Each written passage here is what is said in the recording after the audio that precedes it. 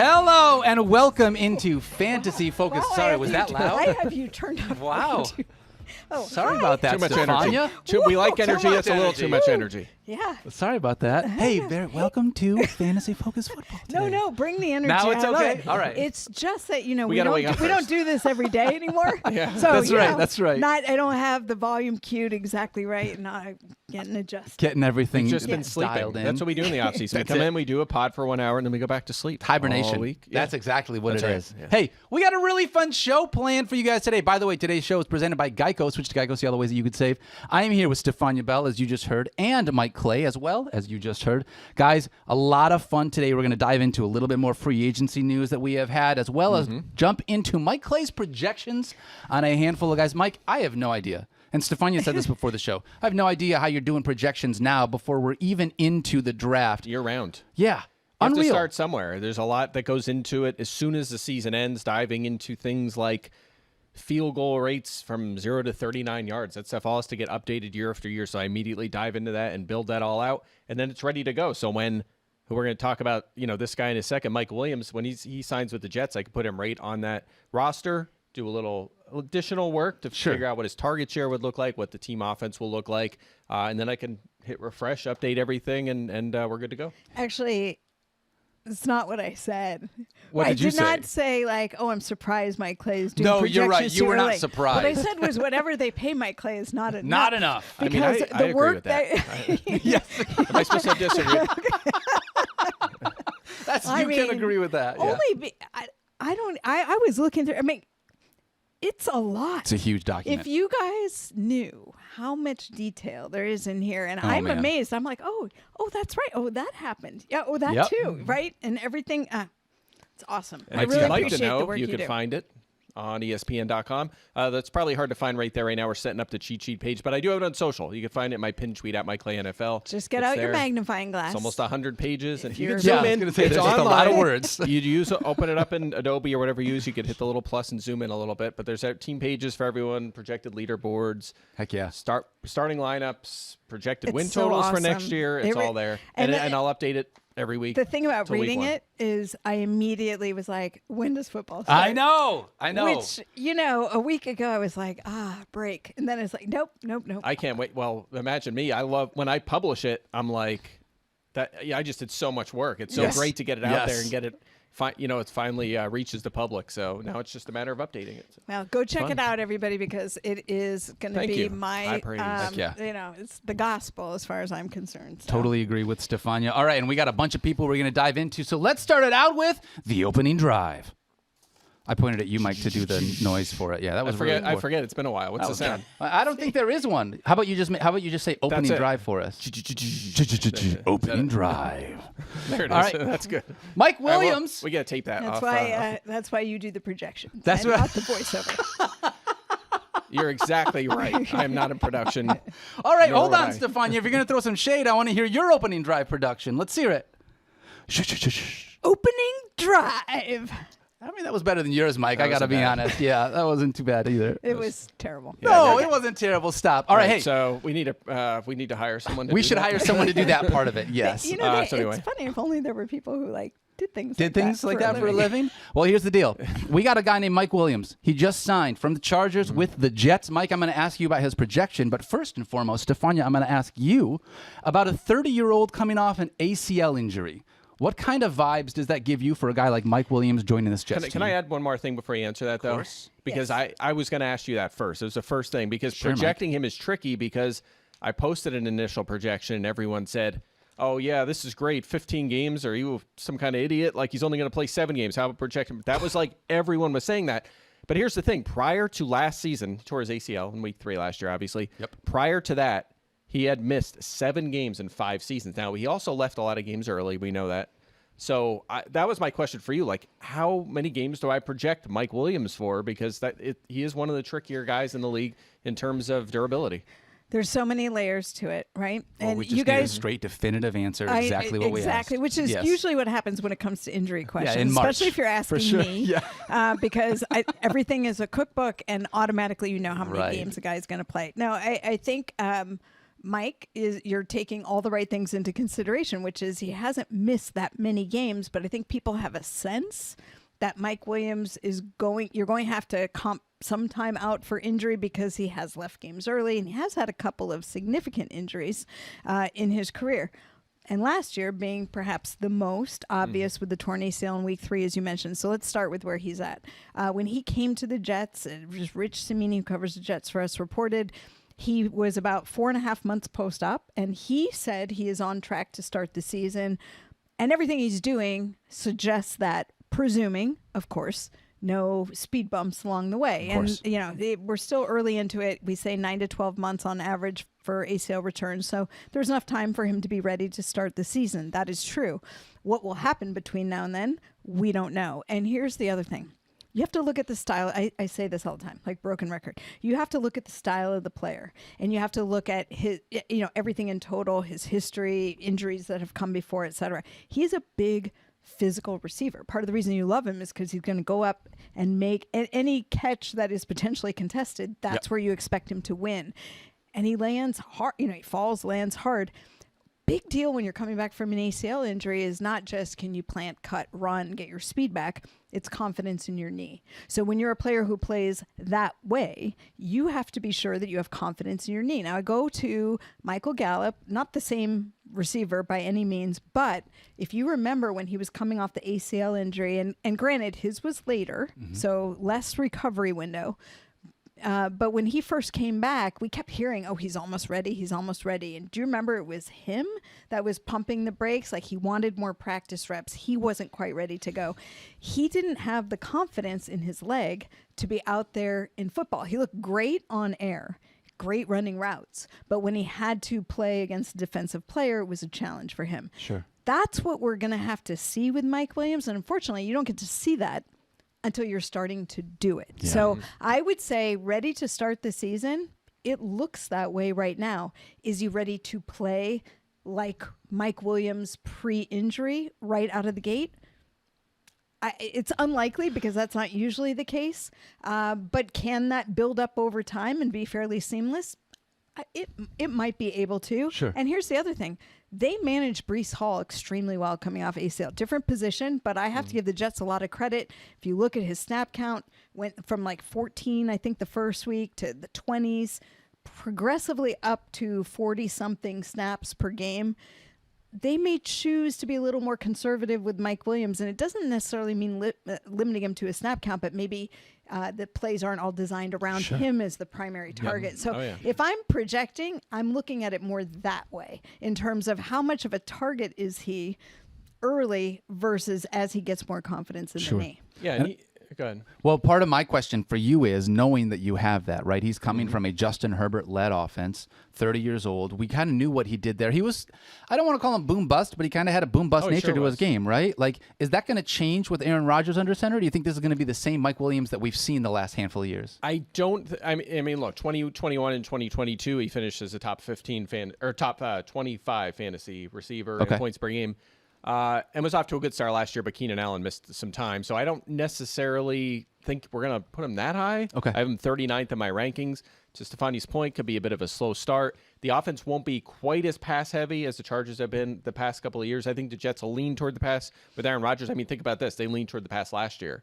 Game script and they adjusted. didn't have Aaron Rodgers. Game script adjusted, so not just because they were trailing. That was with Zach Wilson and you name it at quarterback. So I do think they'll lean toward the pass, but not quite as much as the Chargers did. Target share-wise, probably should be in the same vicinity. This is a guy that has finished almost every year of his career top 25 in yards per catch. He's going to be used as a vertical target. I don't want to say it's like MVS Gabe Davis level, sure, but that's similar kind of role. You're going to have Garrett Wilson hogging a huge target share as he has the last couple of years.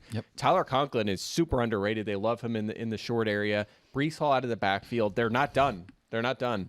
Brock Bowers I was just is a going to say that. possibility. A great wide receiver class, day 1 or 2, could be added to the fold. I mean, right now, their depth behind those two guys is weak, so I don't think they're done adding guys. So he could start slow, and that's going to be fine with the Jets, I think, to get him to 100%. But fantasy-wise, I think you're looking at a flex. Yeah, that makes a lot of sense. You said outside the top 35.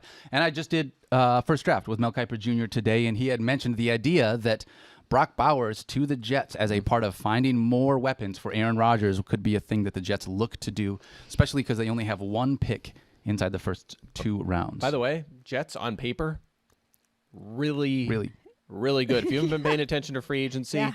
they are stacked. Now, it'll come down to the health of some guys, and the big question, of course, is which Aaron Rodgers are we getting? Does he still have it? Is he still an above-average quarterback? If he's an elite quarterback, the Jets are going to be a powerhouse. Yeah. If he's above average, they're going to be really good.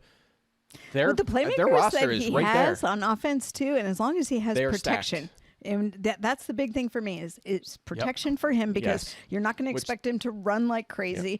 And remember, it was his lead leg that he tore his Achilles on. It's not his plant leg. He doesn't. It should not affect him driving the ball whatsoever. And so he was considering coming back to play this year and pushing for that. Think of how much he benefits from all the extra recovery time. That's going to mean time bonding with his receivers, things that he gets more chance to do before the season even gets underway. Like, I really like them on paper as well. Yeah, I think they're top 5. I mean, their defense is elite. We already know that. Defense is still pretty much all there. Outstanding shape. The offensive line, they did a Added great a couple job, tackles, including Tyron Smith. The offensive line is outstanding. You have Rodgers, you have Brees, you have Garrett Wilson, you have Mike Williams, you have Conklin. Where's the weakness? I mean, funny it's very you mentioned Tyron depth. Smith, because that's the question I've been getting as well. that's a big one. And Yeah. can he stay healthy? And I think, look, one of the things that they did in Dallas was they managed the way his week went. You know, his practice week did not look the same as everybody else's. You earn that when you are that talented and you're that much of a veteran. And that was to try and help him with his health. I think if the Jets honor the same thing, he'll fit right in. I mean, there's no better friend for Aaron Rodgers than Tyron Smith on the field. 100%. So anyway, 100%. I'm on the Jets bandwagon this year. All It's in on happening. this. Last year I liked the Dolphins, and that looked good until it got cold. until it wasn't. Looked really good until it Yeah. got cold. This year, I think I'm going to be on the Jets. Yeah. Let's talk about another player that we've got moving teams. Alexander Mattison moving from the Minnesota next topic. Vikings to the Raiders. How dare you? Hey, quick shout out to my friend Andrew over at Airtime. I got a really cool Alexander Mattison card sitting here on the desk that's levitating while it spins around. Look at this rookie. Gem 10 out of 10 with an auto right there. Like, that's pretty dope. Technology. I think that looks cool, yeah. I mean, the way that 2 magnets just make me feel like this is the coolest thing in the world, and they're just magnets, guys. It's interesting that Alexander Mattison getting the spotlight there. It's because we're talking about him on the show today. That is why. Also, that's just a beautiful card. That's a big part of it. It is a nice looking card. It's no Field Yates card, but It's not. It's not. But it is a nice. pretty looking Alexander Mattison card. Last year, unfortunately, not as pretty for Madison as we had hoped with Dalvin Cook leaving. Knowing that he's going to come over to Las Vegas, we got Zamir White that is already there. What is it that you're looking at from this backfield, Mike? Yeah, so I think he goes there. I think this is great news for Zamir White. Really? Frankly. I mean, are they going to add another back? Would you go with Zamir, Mattison, and a rookie, and then it gets interesting? They could do that, but I think this sets up Zamir White to be the lead back because he did more in the last month of last season than Mattison did the whole season. He had 4 consecutive top 20 fantasy weeks, did Zamir White, with Josh Jacobs sidelined last week. He only scored 1 touchdown, did not do much as a pass catcher, still was 11th in fantasy points during that span, played almost 70% of the snaps, 21 carries per game, basically just slid into that Jacobs role and did well, averaged almost 5 yards per carry. So I think he'll get first shot at that lead back job. Mattison, by the way, he's been around for a while. His best fantasy season was actually last year. Really? It was disappointing. He finished 38th. That was the best season of his career, 3 straight years under 4 yards a carry. I don't know. He just has the look of a backup. He was a good backup in Minnesota. Maybe a good spot starter if White misses time, but I think White gets a first shot here and is the guy I prefer. But at the same time, it's the Raiders. I don't think they're going to be a high-scoring offense, especially with their quarterback situation. So we're looking at White maybe as a flex option, Mattison more of a bench guy. I won't go much further than that. That bottom line on our lower third, Alexander Mattison, only running back without a So rushing feels touchdown cruel. last season. There's got to be a threshold on that. But Absolutely. I know. He had 3 receiving touchdowns, 0 rushing touchdowns, kind of random. Which for a guy that's going to have I think the screen said 180 carries, over at least 150 touches. The idea that you're not being able to get in the end zone, that's a tough one from that perspective. All right, a couple more guys we want to talk about. This is a little bit of a bubble watch here. We got some running backs that we're looking at: Cam Akers, Clyde Edwards-Helaire, Damian Harris as well, Ezekiel Elliott, J.K. Dobbins, and Kareem Hunt. all still free agents. All still available. Mike, do any of them, if they sign with the team, do any of those names have enough zhuzh to move the needle? It depends where they go. How about, let's say we get a report right now from @Field Yates that says, I'm out golfing in Boston. Yeah, exactly, yes. Clyde Edwards-Helaire signs with Dallas. then we might raise an eyebrow. I'd Or have it, Zeke yeah. goes back to Dallas, or even Damian Harris, if healthy, goes back to Dallas. J.K. Dobbins would be interesting. So it kind of depends on the landing spot. I don't know that we're going to be consistently starting anyone on this list. Perhaps the most interesting is probably Dobbins if he gets back to full health. And by the way, Cam Akers at the top of the list, 2 serious knee injuries.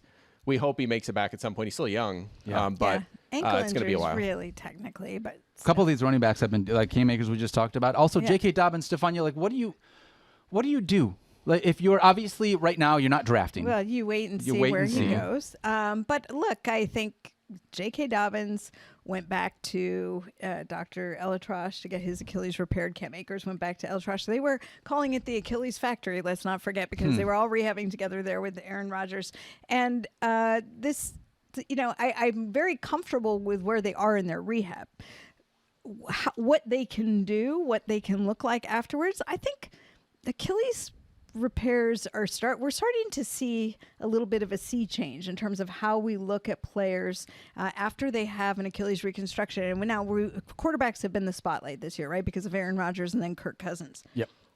But another guy on this list, Deontay Foreman. Do you remember that he had an Achilles tear back when he was with the Texans?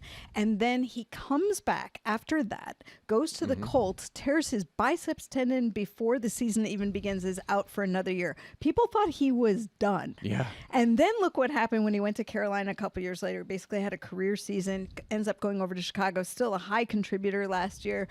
So that's a running back with a history of an Achilles repair that before we would have said that's the end of a career. So Also, I think we just have to think about it differently. And again, this goes to the individual. J.K. Dobbins had that rough year after his ACL, but had really started to, we saw him come alive, and then the Achilles, unfortunately, again, might be off to a slow start, but I think he's still a very serviceable running back and probably could find, if he finds the right spot, he could excel by the end of the year.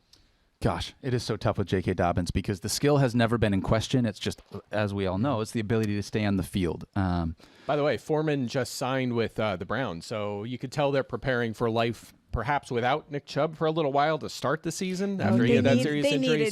They needed to because there's just no way he's going to be ready. So it's Deontay Foreman, Jerome Ford, and they have Naheem Hines. It's another blast from the past. He's been out for a while. Hines, another injury, ACL injury. That was the boating injury, right? That was that happened right before the season started, and then Kareem Hunt, who had been with the Browns, he ended up with a groin injury. He had to have an adductor muscle surgery, and consider that Kareem Hunt had that injury in week 3. I don't think people really gave him enough credit. He played with that all year. It was something that needed surgery at the end of the season. I'd like to see him end up somewhere with another chance. Yeah.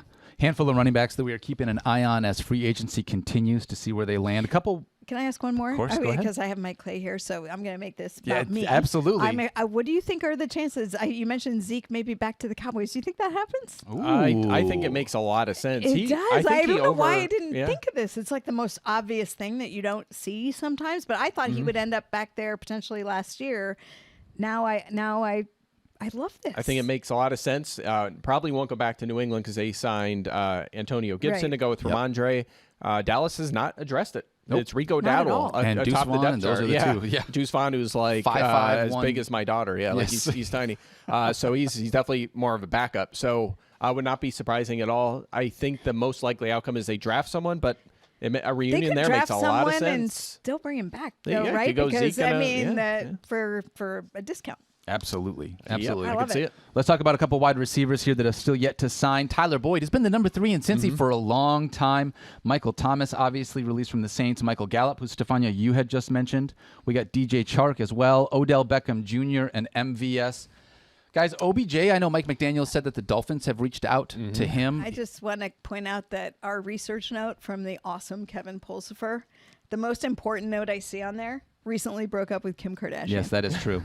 That is accurate. Do you think this will affect his landing spot? Listen, it might. It might. Where do they live? L.A. Are they in LA? SoCal? Okay, well, he's a standing offer from Miami, apparently. Yeah, so I think Miami might make some good choices there. Yeah. Mike, when you look at this, does anybody stand out? Like, who is it that you say, hey, if they go in the right spot, they could maybe have some fantasy value for us? I don't know. Because wide receiver is so deep, right? With the Fantasy names value? we're talking about. Yeah, I mean, Michael Gallup was losing his job to Jalen Tolbert in Dallas last year. I'm not sure he just has it. I don't know, maybe a couple of years off his major knee injury. He'll get it going. I don't see much there. Tyler Boyd has been connected to Philly. We'll see. Maybe. I mean, he could be the slot there and have some value if one of the top guys gets hurt. But Can he?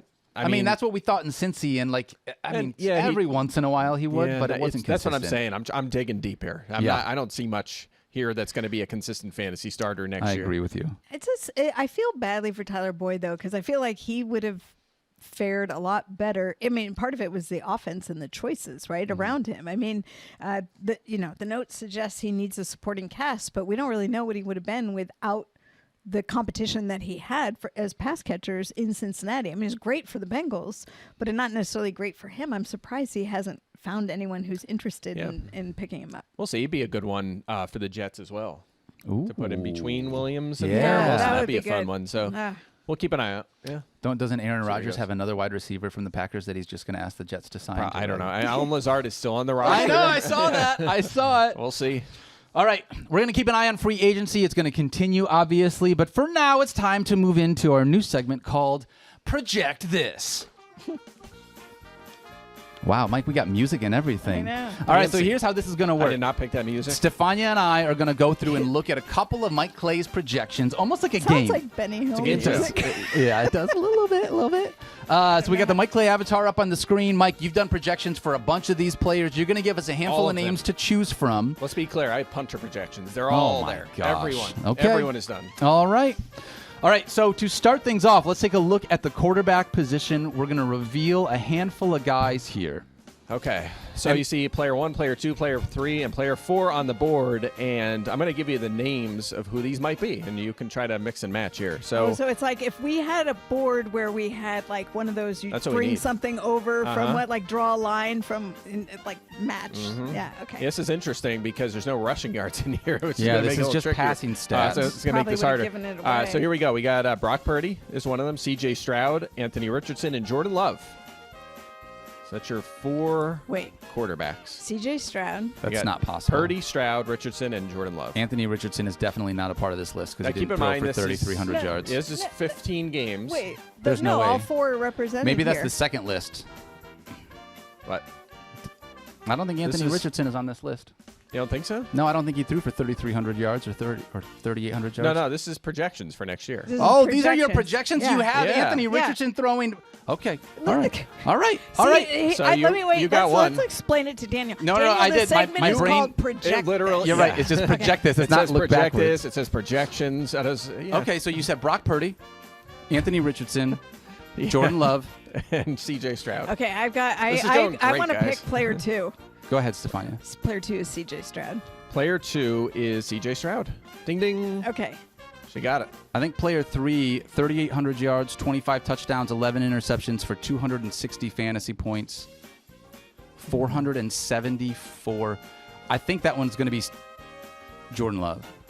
All right, Stefan, So- you want another guess? So you were guessing player 3. Yeah. I'm gonna guess Anthony Richardson. Nope. Wow.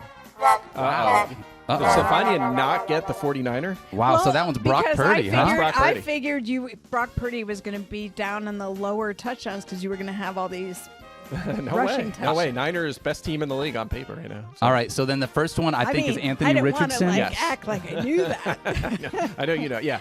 So one is Richardson, of course. 2 is C.J. Stroud. 3 is Brock Purdy. 4 is Jordan Love. So I guess the big giveaway there for me is the idea when you look at Richardson's touchdowns, right? Because this is only passing numbers, 15 touchdowns, 12 interceptions. We expect him to have a lot more rushing upside than that. Yeah, and that kind of shows you. You look at this graphic; it kind of shows you the value of rushing because Richardson is way behind the other quarterbacks in terms of All those passing passing yards, stats. passing attempts. Actually, Touchdowns? not pass attempts with Purdy, but yeah, passing touchdowns. He's 15. Everyone else is 24 plus, and he's the top scoring projected fantasy quarterback. So we've talked about him on other shows as a potential top 5 fantasy quarterback next year because of what he can do with his legs. So the gap on the touchdowns, you think that some of that is him and some of that is like Jonathan Taylor? It's Taylor, but it's also Richardson, who had 4 rushing touchdowns Right. in 5 3 games, games. something like that. That's what I was Yeah. asking. So it's kind of a split between the two in terms Exactly. of total. Yeah, that's why you don't see, even Lamar Jackson put up like massive passing touchdown numbers. Jalen Hurts runs so many in. I think that's what you're going to see with Richardson. He's going to run. He might run for 1,000 yards and 10 touchdowns next year. Are all those guys inside your top 10? They are very close. Richardson is. Stroud is probably like 8th or something. Purdy and Love are in that 10 Right to in that 12 10-12 range. Okay. Yeah. Okay. That's so a all big those tier. are considering starting quarterbacks for that Oh, one. yeah, yeah. We got another list of quarterbacks, Mike. More quarterbacks. Let's Let's go. throw that on the screen. Okay, so this list will be. We did so well with the first list. Yeah, crushed it. Well, now we know the game. All right, so Dak Prescott, Josh Allen, Patrick Mahomes, and Lamar Jackson. So we're going up to the top here. These are the top guys. Dak, Josh Allen, Patrick Mahomes, and Lamar Jackson. So, All right. I'm going to guess. Lamar player- is the second. Sorry. I'm guessing number 4 is Josh Allen. number 4 is not Josh Allen. What? Number 2 is Lamar Jackson because the pass attempts That's are really correct. low. Yep, that's correct. Only 467 pass attempts for the projection. I'm going to think that Patrick Mahomes is the. I'll bet you Jalen Hurts is player 1. I'll bet you. No Hurts. Allen, Jackson, Mahomes, Prescott. Wasn't even a choice. Can't even Prescott. believe it. I just thought I was looking at the yards, and I'm like, Josh Allen can get, I'm looking at his yard total, so he's got to be close. I'll But tell a you lot this. of interceptions. None for of those Josh are Josh too. Allen. Is he regressing on the picks, you think?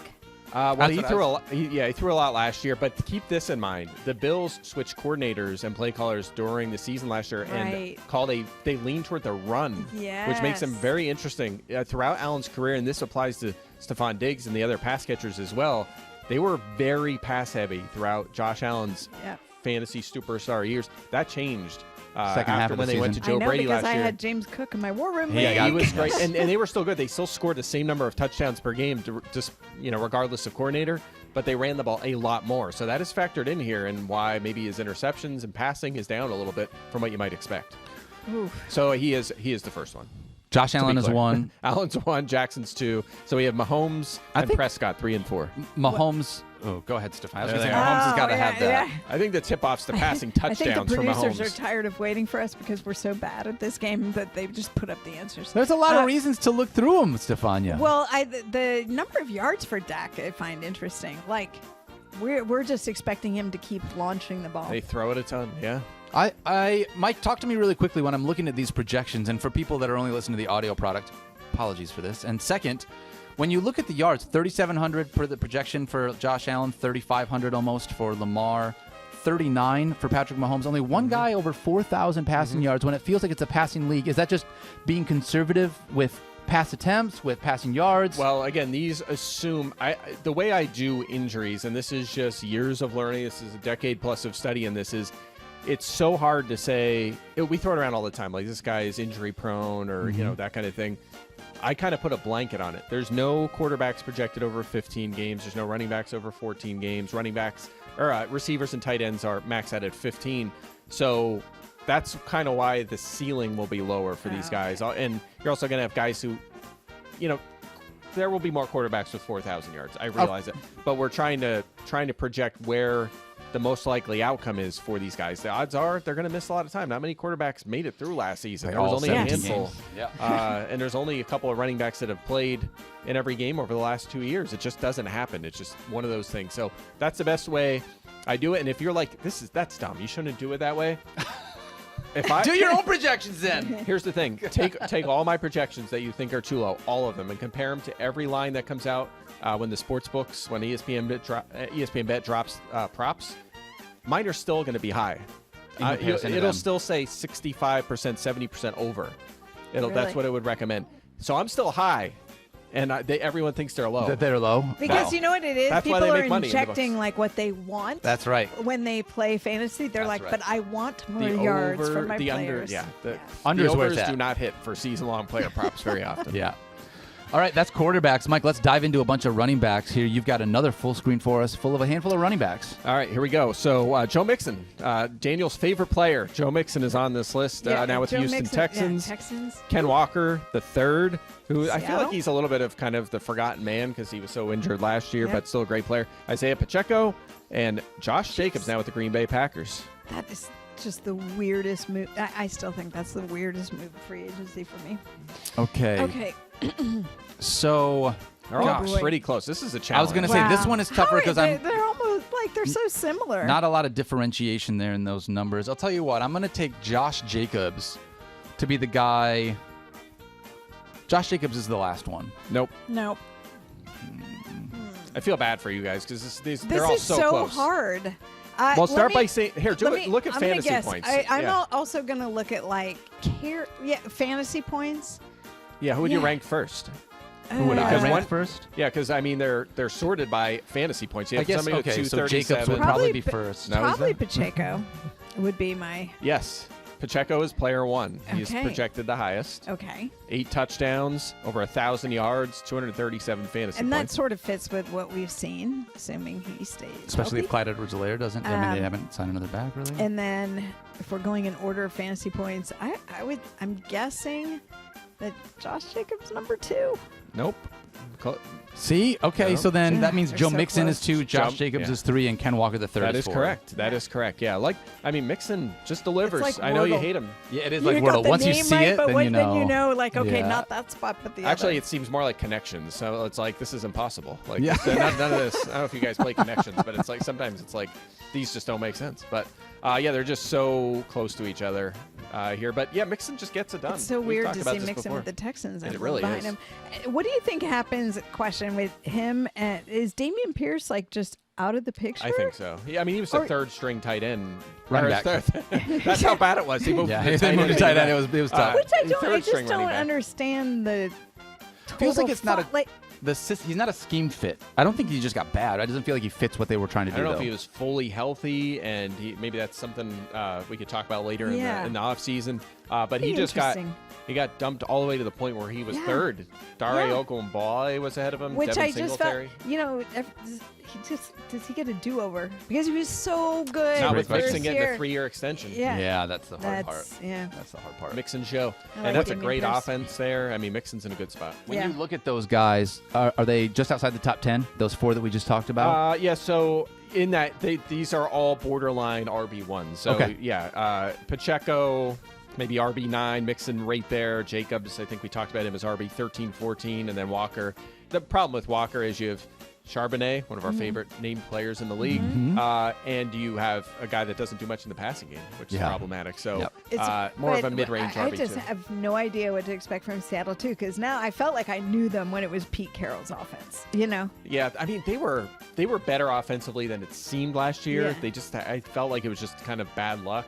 I think they'll bounce back this year. Geno Smith played pretty well last year. Ideally. Hopefully we see more of that. Except All right, for The when offense well anyway. except for when they play the 49ers. Except defense, for that. All right, let's look at another list of running backs that we got here. Mike, more projections from the running back situation. All right, this will be a fun one. Even All right, more here- fantasy Oh, points wow, here. Okay. Wow. all right, so we have Kyron Williams, Kyron? Derrick Henry, Jonathan Taylor, and Saquon Barkley. Wow. Okay.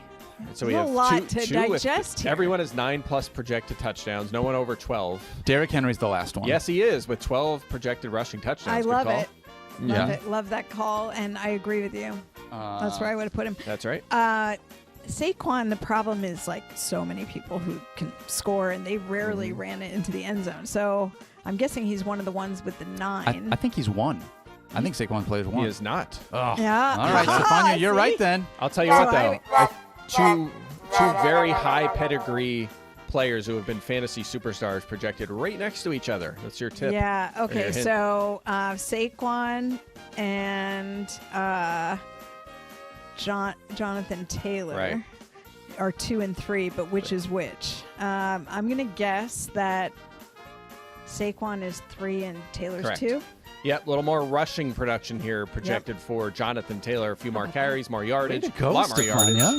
And that makes One Kyron more Williams number fantasy- 1. And that makes Kyron Williams number 1, yeah. Wow, He's got- Kyron Williams leading that projection list. Well, He is, yeah, I mean, in fantasy yeah. points Yeah. because of Ranked the top 5. touchdowns. Yeah. You know, yeah. I was looking back at the Rams and I was like, actually, they look really pretty good as a fantasy team. Oh, yeah. Rams- Because I oh, think yes, people, definitely. don't you think people look at them better going into this year than last year? Because you get Kyron Williams back healthy now. You get Puka Nacua. what we know he can do. Cooper Kupp theoretically in a better spot than he was last year. And Matthew Stafford showed he could still sling it plenty. I agree. Yeah, 4 potential fantasy starters. Stafford probably won't make the cut most weeks, but Kyron and Kupp will, and Nakua will. But no in tight terms end, of being able to deliver fantasy points from the people who are getting the ball from him. Absolutely. Yeah.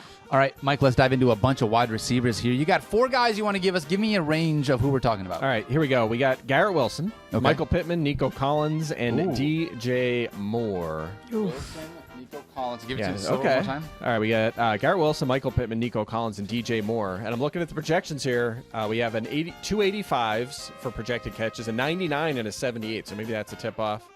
Also, I find kind of funny. 4 the guy touchdowns is projected Michael for Pittman. the most catches with 99 only has 4 touchdowns. That's Michael Pittman. That is Michael That's Pittman. Michael Pittman. Yeah. Absolutely. I was just going to say, Yes. because So they there's have the your lowest tip-off. touchdowns, but the dude does not get the rock near the goal line. But he is going to be the one that gets the ball from I'll tell you what. Anthony Richardson. Number 1 is interesting because this is a guy who I was like, when I did the projection, I'm like, wow, that is a high projected touchdown total. And I was like, is that right? And I did a little digging, and it checks out when you think about what that offense is going to look like. This is not a guy that has scored many touchdowns so far in his career, but I think he is the big breakout this year. I agree. DJ Moore No. is not that guy. DJ Moore is I cut not you that off, sorry. guy. Yes, that's what I was saying the whole time. It's got to be Garrett. Yeah. It can't be Nico Collins. Got to be 'cause he's Garrett great. Wilson. Yeah. Garrett Wilson, Is it yeah, Garrett he hasn't scored. I think he probably has 9 in his career so far. Seriously? Yeah. I mean, but who's he played with at the quarterback Yeah, position? that's what I mean. It's not his that's, fault. That's why. Yeah. Yeah. So he's set up really well as the number 1 here with Aaron Rodgers. So I was in on him last year. I'll be in on Garrett Wilson again here in 2024. So he's 1, Pittman's 2. So you have to figure out Nico and DJ Moore. Wait, I thought Pittman was 3. Pittman is Pittman's 3. 3. Pittman's Yeah. 3. So Nico. Who scores more fantasy points, Nico Collins or DJ Moore?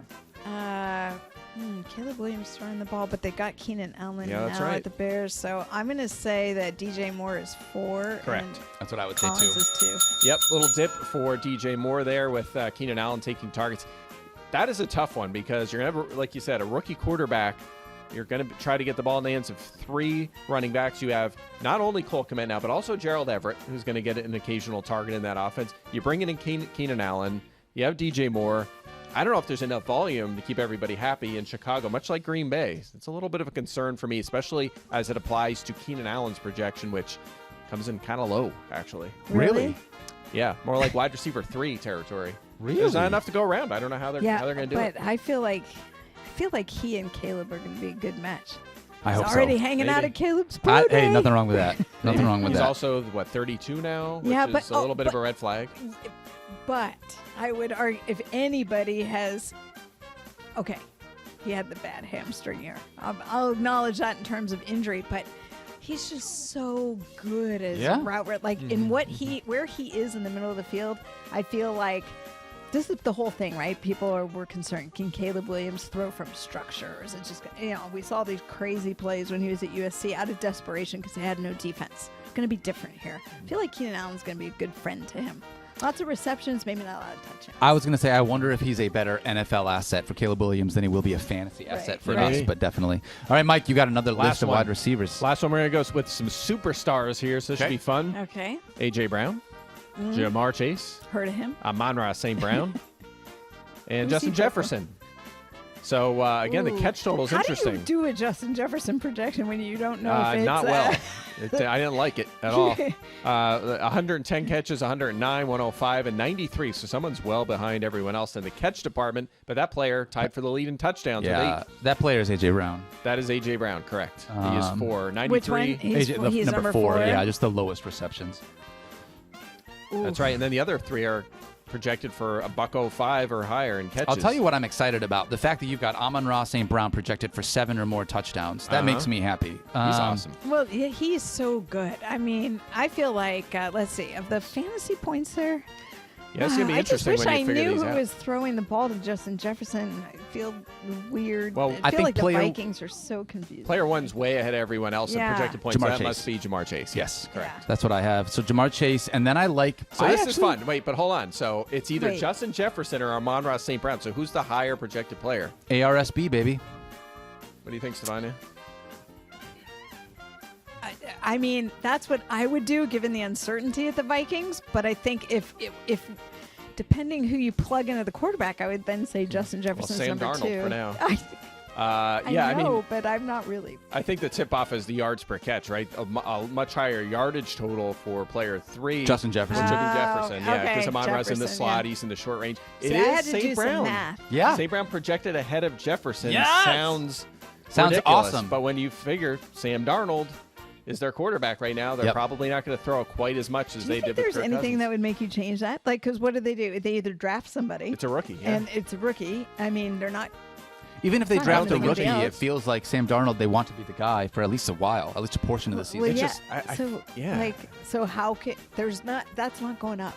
No. I guess No, is my I don't point. think that's going I don't up. think it's so going up. it's, I mean, I think about guys like Amon-Ra and even Michael Pittman, who we talked about, just so reliable. Their floor Yeah. is so high. Amon-Ra I don't. is so good. Some people are going to think that's ludicrous to take St. Brown over Jefferson. It's not. Did you see last season how good St. Brown was? And Jefferson was great too. Don't get me wrong. I did, but in fact, see I how have good no he was. issues going St. Brown. had Amon-Ra St. Brown on her winning War Room League team, Yes. along with League-winning Jahmyr player Gibbs. last year. Yeah, 2 Lions drafted back-to-back round 1 and 2 in that league, and people made fun of me, except for Daniel. That's why you're my best friend, Stephania. All right, let's recap these wide receivers really quickly. Player 1 from this one, Jamar Chase, because you had mentioned the number of catches as well as the yards that he's getting there, plus the touchdowns. Amon-Ra St. Brown comes in second in this projection ahead of Justin Jefferson. And then A.J. Brown, obviously, doesn't catch quite as many passes, but still a touchdown monster and is a huge threat at the wide receiver position. Mike, that was a good one. All right, Projected that. Let's- That was fun. let's close this out with tight ends, and then we got one more thing we're going to get to. We have You got tight ends? I don't have tight ends on my list, so I think we're done. All right, no tight ends. Okay. No tight ends. All right, then let's talk about, we got some of the best rosters on paper for fantasy football heading into 2024. Again, all of this is way too early because we still got more free agency. We still got more of the draft. Things are going to happen. But, Mike, I want to let you know what? No, you've talked too much already. Yeah, Stephania, I'm going to let Should I you leave? lead this off.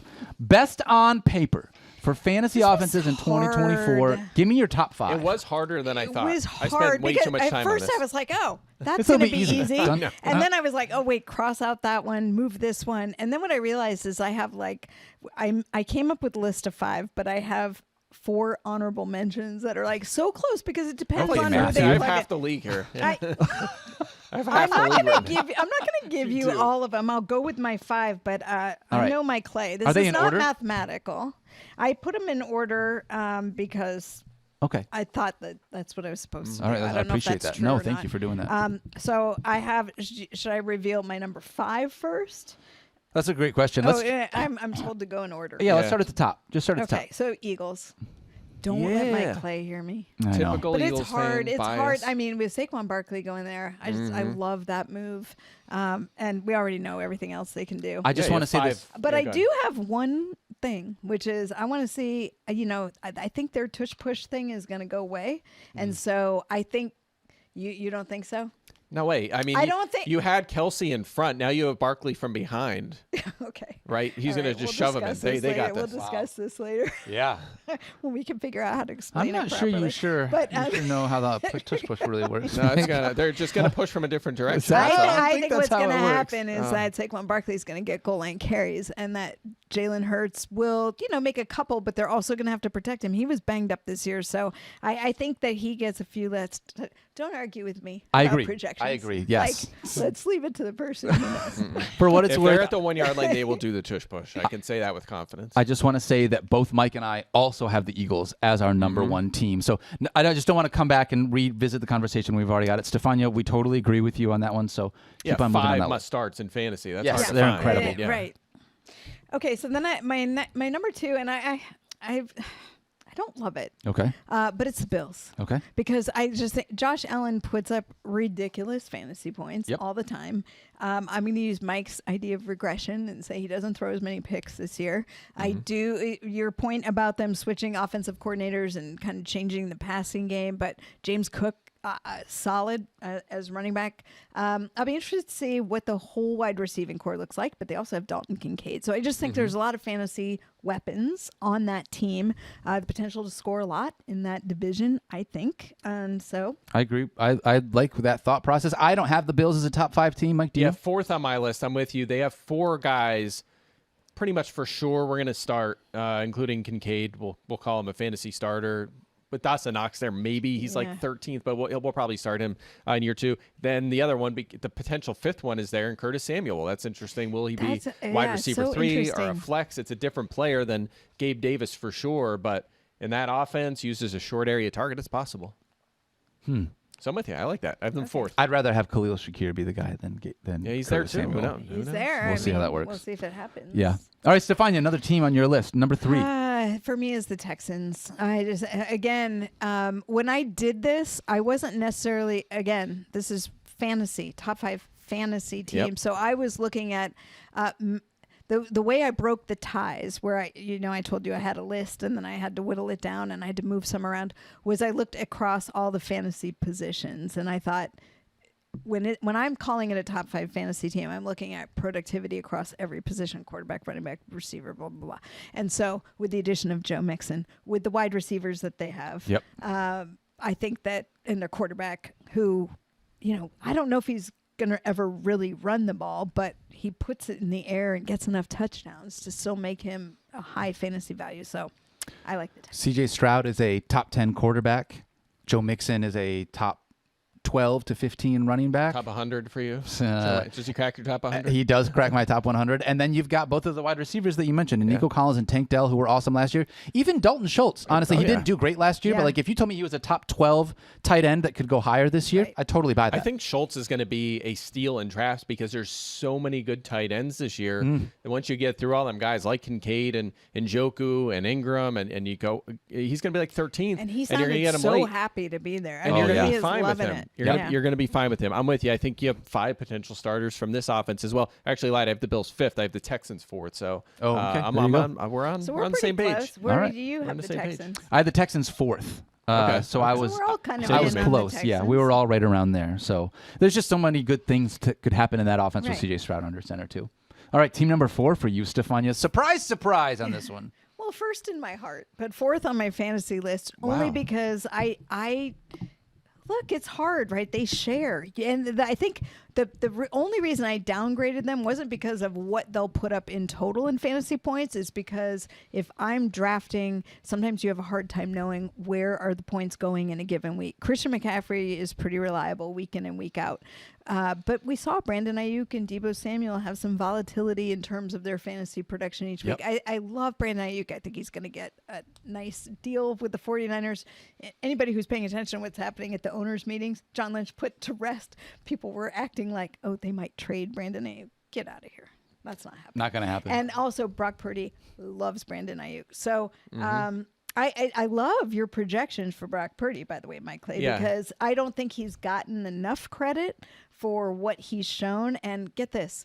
Remember last year? He had elbow surgery right about now and was rehabbing literally up until he was at training camp. He gets a fresh off season this year. He's gotten married, had a nice honeymoon. Now he gets to train without coming out of injury and is just that much more in sync with all of the rest of his offensive playmakers. So yeah, we know Purdy's good. The question is, how good is he? Because statistically, if you look at QBR and PFF grade and efficiency and any adjustment of attempt yards per attempt, anything like that, Purdy's number 1 last year in like everything. So how much of that is Purdy? How much of it is Kyle Shanahan? How much of that is the weapons around him? Like, is he the best quarterback in the NFL or is he the 10th best? Yeah, that's a hard thing to figure out. But at the end of the day, he looks like the real deal. And he's still playing with all these guys and in the same matter offense. If it's any or all of those things, because they're all the same. For fantasy, it's great. Right. And my point being that nothing has changed. Like all those things are the same. Well, Stephania's got the 49ers as 4th on her list of top 5 NFL Why does rosters she from hate a them, by the fantasy way? perspective. I don't know. I've got them at 3. Where do you have them? Yeah, I have them at 3 too. Oh, that's so I know. strange. Such a Okay. big difference. She's biased you against the guys. Niners. Guess as usual. so. Not surprised. All right, Stephania, give us your 5th team that you like on paper heading into the season. Well, I'm trying to be your best friend. I appreciate that. So I picked the Lions as my 5th. But All right. listen, it's hard to hide my enthusiasm for the Lions after if you haven't heard me mention it, I'll let you know again, won the War Room League because of 2 Lions as my first two players in Jahmyr Gibbs and Amon-Ra St. Brown, and they are clearly not the only fantasy value. Sam Laporta, unbelievable production and just incredible growth across the season. What's not to like? Dude, the idea that if you had said to anybody at the start of the season, hey, the Lions are going to draft a tight end in the second round after letting go of TJ Hawkinson, and he's going to lead all tight ends in fantasy points at the end of the year, you'd have been like, you are crazy. But that's where we're at. I mean, that's a part of, and you mentioned it with Dalton Kincaid, we've seen some young tight ends kind of take some steps. Very excited to see what this Lions offense can do. Mike, where do you have them in your list? Yeah, I have the Lions 7th. So part of the reason there is you have three stars with Gibbs, Amon-Ra, and Laporta. Then the other guys are more like, are they must starts? Like Jared Goff's not. He's not a must start. No. No. David Montgomery's probably more of a flex. You're probably starting him if you have him, but he might lose a little this year as Gibbs in year 2 takes on more. And then Jamison Williams, we don't know yet. Yeah. So they don't have that number 2 wide receiver. They don't have as yet. many like certified must starts as these guys. Here's my list, by the way. Eagles 1. I'm with you, Stephania. Stephania and I have 4 or 5, so we're on the same page.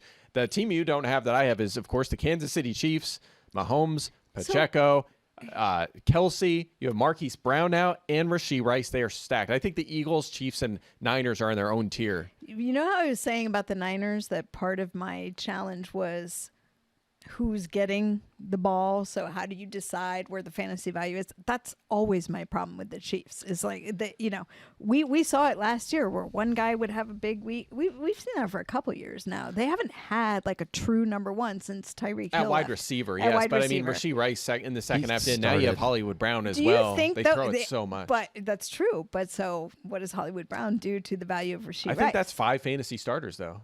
Rice might come down a little bit, but I still think he's going to be in the wide receiver 1 conversation. Kelsey's still a top 2 fantasy tight end. When you Mahomes say a top starters, that means you have Hollywood as a top 30 wide receiver? I think he's more. Yeah, I think I have him like 33 or something. Somewhere like around that. there. Yeah. Okay. So, but at least 4. But Hollywood Brown probably going to end up being a fantasy starter as well. You would think. Yeah. Is Patrick Mahomes any good? I'm told he Jury's is. still He out. knows. Dude, I mean, 2 knows years Taylor ago, Swift. It's Hollywood big. Brown, no DeAndre Hopkins to start that season. He crushed it. I mean, he literally was the best wide receiver in football 2 years ago to start the season. So the idea that he could have Patrick Mahomes throwing him the football is pretty exciting. So Eagles, Chiefs, Niners, Texans, Bills. That's my 5. That was your 5. My 5, if you look at the full screen, was Eagles, Lions, 49ers, Texans, and then the Falcons. Okay. No one's talking about the Falcons. You add Kirk Cousins to this roster. I know, Stephania, we got to make sure that Kirk is fully healthy coming back from his injury.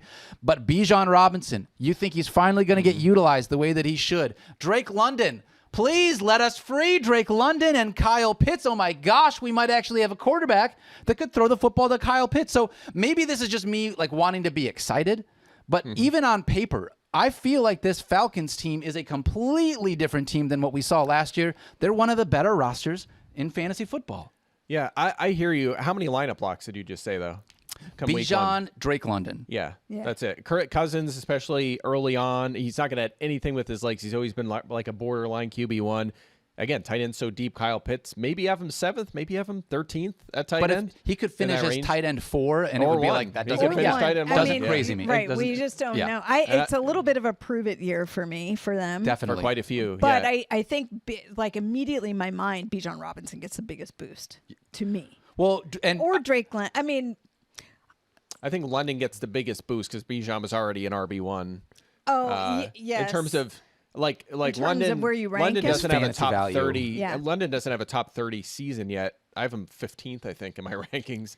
Like he's the biggest benefactor. I think. I just think I meant by the biggest boost that the biggest jump in fantasy points. I think it's Yeah. going to be Bijan. maybe I think it's it's just London, because I, along with the rest of everybody that played fantasy football, was so frustrated last year at the Falcons' usage that I just want to put them on this list because they are so good. They should have been better than what we saw last year. This year is what is this team really going to look like with a signal caller that's going to take advantage of it? And by the way, don't forget about Darnell Mooney, who was a fantasy starter Love for a that. while in Chicago and is now the number 2 receiver. They also brought in Rondale Moore, who, he didn't work out. If you didn't work out in Arizona with that opportunity, I don't think you're going to be a fantasy starter with Atlanta. But I think Mooney's going to be a nice little mid-round, late-round flyer. I'm We'll just see where his excited ADP to is. see this team. Like, I just can't too. wait to see how they play together. Oh, how really? they Because I'm the look. only one that put him on my list. Just take everything you knew about that Falcons offense last year with Arthur Smith, and move then just send it to I Pittsburgh. was Yeah, gonna say move it to and Pittsburgh. then start fresh in Atlanta. That's Notice Pittsburgh. Nobody had Pittsburgh on that. on the Jalen Warren and fantasy Najee value. Harris right. are going to get a lot of Is there- usage. Yeah, we don't have last Are we on here, gonna- right? That's the Steelers. Yeah, it's actually not. I mean, they're going to run the Najee Harris and Jalen Warren and George Pickens will start. That might be it though. Like I don't even know if Pat Fryermuth's going to I be. was just going to top ask, 15 what do we or think about maybe that? 15th. What's their offense going to look like? We know who's running it. That's the thing, is it, and it's just because Russell is running it doesn't mean that all of a sudden we're going to get it back on track. Because we've seen some pretty bad Russell Wilson recently, unfortunately. I didn't think Russell was running it, but Yeah, Well, it'll someone's be gotta be right. offense. First interception, the Fields chance will start. And it's, who knows? Dude, is that not a part of, like, I totally get that this has nothing to do with fantasy now, I'm just diving in, but like, I get the idea of you just want to make your roster better, a 6th round pick for a potential starting quarterback, but as soon as you do that, you open up the door for those Pittsburgh fans 3 games in to be like, why are we starting this guy? Put Fields out there. Like, that's, I don't know. They're going to have it's to gonna be figure out a way to interesting. manage that. And they'll probably finish 9-8 Of course they will. because that's what they do. Defense still very good. So they'll- defense still excellent. Yeah. Yeah. Guys, I got to ask you a real quick question. Rosie, my wife Rosie and I, Saturday was our 1-year anniversary. Oh, congratulations. Thank anniversary? you. Yeah. So we went out. We did Congratulations to Rosie getting through it. that. I appreciate This that. is quite yes. the pivot turn. Like, Yes. what are we doing? I want to ask you a question. Well, we got a few minutes left Okay, in the all show, right. so I want to ask you this really quickly. Rosie and I went out to dinner for our anniversary, and as a part of it, we went out to sushi. We like to sit at the I like sushi bar. sushi. I like sitting I'm at the out sushi bar. When Oh, yeah, I I do don't that. do sushi. you don't do sushi? Don't do sushi. Oh, Ever what? Nobody can believe that. I know Stephania. somebody from the Bay Area, Oh, somebody come from on. San Francisco. You must No. have some nice But spots in that's West so- Hartford. No sushi. Wow. No Just okay. shellfish. Yep, You're no. a steak person then. Is that your like? Yep, I've lived well in Kansas City. Okay, well that's fair. All right, well let's say it's a sushi restaurant, but let's say it's any restaurant that you're choosing. But Okay. we like to sit at the bar. At the end of the show, or at the end of the show, at the end of the show. restaurant, Your live show. we go up, I pay my bill, and then I want to like tip the sushi guys that are like actually made the sushi, because when you leave a tip, it just goes for your server, not for the people that actually made it. So I take money out of that my right? wallet, Oh. yeah, and I go and I put it in the little thing that they have there. But all the sushi guys, as I put it in there, their backs are turned, so they don't see it. But I want them to see that I gave them a tip, because I want them to know not that like they need to appreciate me, but that I appreciate them. Okay. This has to be a comedian. Like, someone's got to do a bit on this bit. somewhere. There's a So bit. I'm what do you waiting do for at that. this point where it's like, I don't want to reach my hand back in to be like, hey, did you see me? I appreciate you. That guy just took I that money know. out. So what do you do? It's like, well, now they're never going to Well, know that I actually by cared. The fact that you removed your hand from the container. It was before already you made gone. eye You can't put it contact, back in you there. You cannot put the hand back in. But you can call it You could wait a minute and just say, oh, I just wanted to thank you guys. Make a gesture. What something seems like a that. Curb episode. That's Yeah, what this is. I know. I just want to say thanks, guys. And they're like, you know how you could thank us? You could put a little, and it's like, just- I already did. Come Like, on. sure you did. Okay, so next time just knock it over. And so- And I'm like, oh, I'm so sorry. Oh, I was shoot, putting, here. I was putting Definitely, so much money that's in a there. Curb episode that it fell there over. is having it fall over. Yeah, That is I it. think the Impractical Jokers did one where they had to go in and take the money out of a tip jar and leave. Stop. Oh, that's they do not. it. That's Stop. so uncool. That's Everything is uncool. With the That stuff they show do. is so funny That's and amazing, uncomfortable at the same Yeah. time. Yeah, It's it's so very funny. tough for Yes, me. you cannot, Yes. Yep. No, Yeah. I could never. I would fail. I looked at Rosie because, like, as soon as they turned around and I looked at her and she was like, mm-mm. No, you just go. No. You just gotta stick You your just tail get- between yeah. your legs and walk out. Like, dang it. All right. Well, I'll just go back in and make sure that Or they you know. just went, hey, thanks guys, had a great night. Appreciate that. Yeah, check this out. All right. I wanted to ask you guys' opinion, because if there was anyone, Mike, I know you're a sushi fan. Stephania, I know you're high class. So that's why I thought you two would be the ones that I need to ask this question to. Last thing. Let's just close this out real quick. Very Stephania, proud of you for tipping across the board, though. That's as somebody Thank who you. waited tables and bartended to get through grad school. We appreciate that. I was a server for a very long time, as a bunch of people were in the service industry. Yes, a lot of times we've those all been there. early jobs are. Yeah, you want to take care of those people. Last thing, let's close this out. Stephania, real quick. Favorite fantasy move of the offseason? Derrick Henry to the Ravens. I love it. It's hard to argue with I that. love it. I mean, I think he is one of one. I wrote this in our little, where we had to comment on what we thought of free agency moves, and I was asked what I thought was the best free agency signing, and that was it. I love it for Derrick Henry. I love it for the Ravens. I think he is going to be just he's going to continue to be the steamroller threat that he's always been. He's playing with an offensive line that, this will be good for him.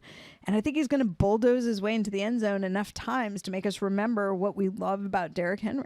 And I love the idea that the addition of Derrick Henry allows Keaton Mitchell to come back at a more nominal speed, not feel like he's got to rush back. I love the excitement that young 22-year-old can and bring to the it's team. like you got it, and then it opens up things for Lamar Jackson Everybody, too. I seriously. mean, everyone. Yep. So I couldn't Love be that happier one. about that. I love that signing. I agree with you. Really All right. happy. Mike, what about you? Yeah, so mine's fairly obvious, I would say. Let me guess. Running back from New York that might have gone to Philly. Yeah, maybe. It could be that. So, look, here's the thing. I think a lot of people, including You guys myself, signed were a Eric little Gray? surprised that the Eagles signed Saquon Barkley. That's my pick. But it's a copycat league, and I think the Eagles saw what the 49ers did with Christian McCaffrey. And look, I don't think the Eagles would sign a good running back. I don't think they would spend up for obviously they didn't spend up for Miles Sanders or DeAndre Swift. I don't think they would go after like a Tony Pollard necessarily and pay what he got. Right. But when Saquon Barkley, a potentially elite difference maker as a pass catcher and a rusher, becomes available, the cap went up. They had the cap space to spend. I think that was like, okay, here's our moment where we can go